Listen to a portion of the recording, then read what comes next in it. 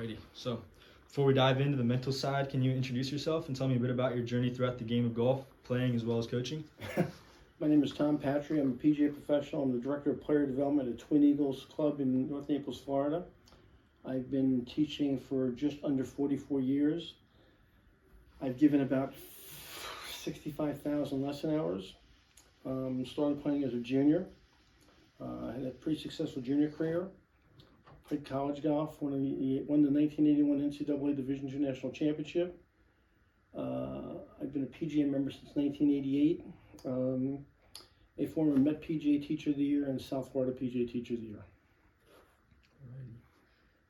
How would you describe the role of the mental game in golf, and why do you think it's just important as a physical side, if you do? I think that people come to golf a little bit unprepared for how difficult the journey is. It's a very difficult sport to learn. It's so multifaceted, whether you're hitting drivers or irons or second shots or sand shots or putting the golf ball. The lie is uneven at times. The conditions change, wind and hazards. And I don't think they're really prepared for how hard the journey is to get from a very rudimentary beginning stage to just some kind of competence. And I think it's very discouraging at times unless you have some help. And so many people think they're going to do this on their own, and it's really hard to do it on your own. So they run into these bumps in the road and more like potholes, if you will, and they get very discouraged by those things. I think it takes somebody with a little bit of experience to explain to them before they even get started that this is part of what's going to happen.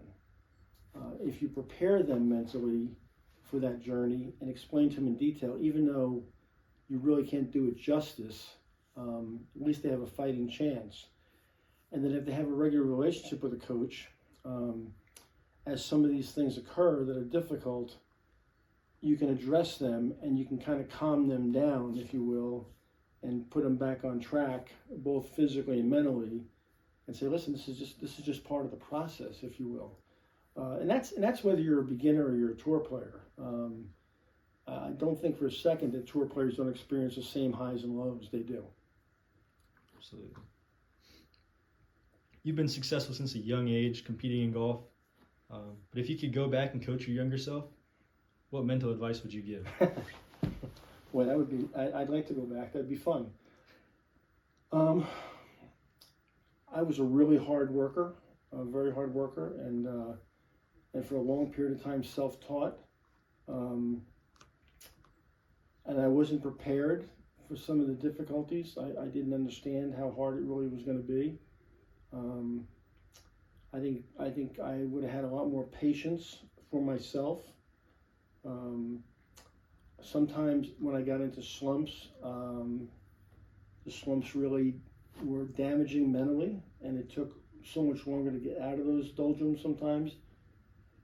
Because physically you can fix things pretty quickly, but when there's damage mentally into your confidence, the recovery gets much, much longer, much more delayed. And I wish I had had some help with that. Is there one certain particular instance where you needed to have a strong mental game to get back from something that you were recovering from? There was a period when I was making some swing changes where I went for probably 11 weeks without any success, and they were probably the longest 11 weeks of my life as a competitor, and it was very, very difficult. You've won many junior tournaments, collegiate tournaments, and pro events. How would you prepare to handle the pressure of competing at such a high level?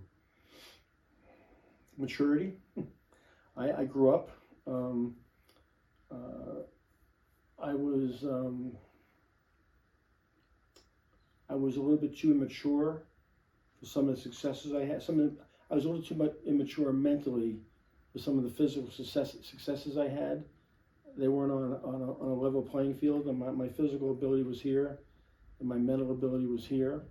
And as I matured and I was more experienced, and I grew up a little bit and matured, things kind of started to balance out a little bit. You've coached over 100 PGA and LPGA professionals. What's the most common mental barrier you see even at that high level? I think that, you know, even the best professionals in the world, they make about 80% of their money in 20% of their time. They get on a hot streak that maybe lasts 4 or 5 weeks, for example. They maybe win once, win twice, or have a lot of high finishes in that period, and they make a bunch of money.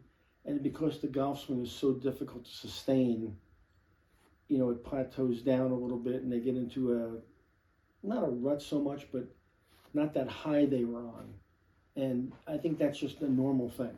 And I think that I coach these people and tell them, listen, this is what's going to happen. You're going to get hot for a little while, and you're going to ride the wave. And then the wave's going to plateau, and it's going to cancel for a while.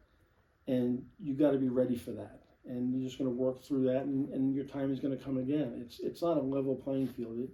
It's definitely an up and down playing field, just because of the nature of the game, how difficult it is, and so hard to sustain the intensity you need to play elite golf every single week. The mental fortitude that's needed to sustain that is really hard. You could tell a story on this one if you'd like. One of the most mentally tough golfers you've ever played with, who would that be? Or coached, or...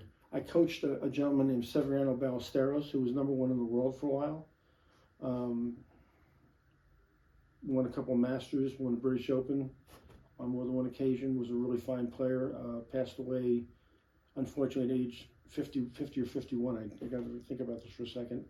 Was one of the best players ever on the planet. And he was extremely, extremely tough mentally, had very thick skin, and almost was never, even when his play was down, he never seemed to be down. And it allowed him to recover faster. I think that, you know, when we get down in this game, we kind of put our finger on the panic button. Sevy never put his finger on the panic button. It didn't seem like.